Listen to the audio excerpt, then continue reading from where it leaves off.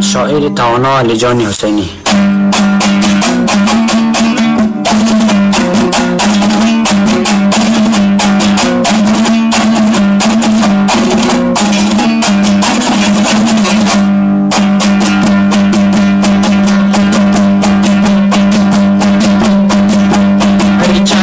شریف را ببین در هر کجا جنگل دارد، ای بادا مای ستر بایی رسا و چون کفل دارد، ای سیبی دختر شای خوب زردالوی قیسی دارد، بادا مای قاقسی سنگکی ستر بایی دارد.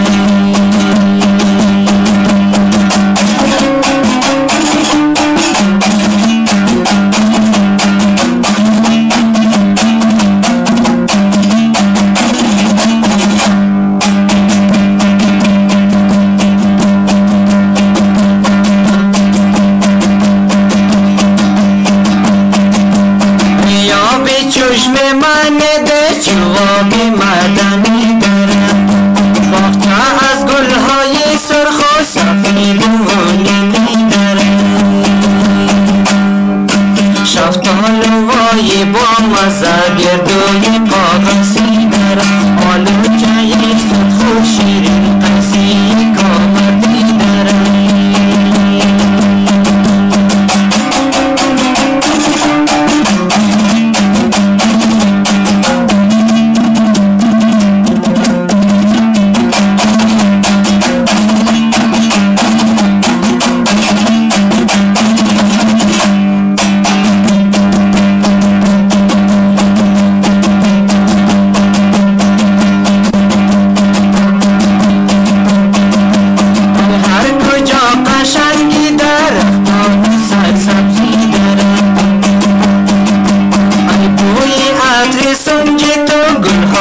چو قشنگ دارد،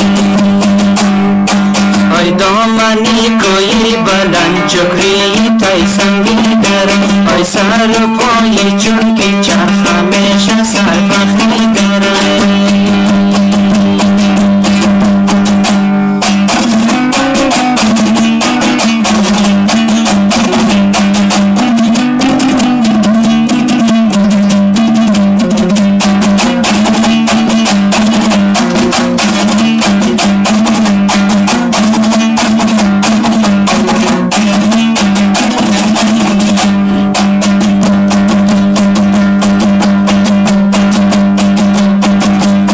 چرخی زیبا را ببین دشتای همواری دارد، ای مثل کوی سرخی جلاسار تاریخی دارد،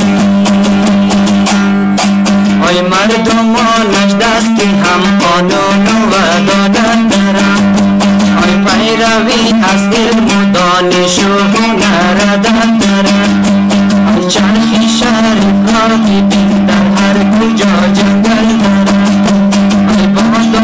ستر بایی رسا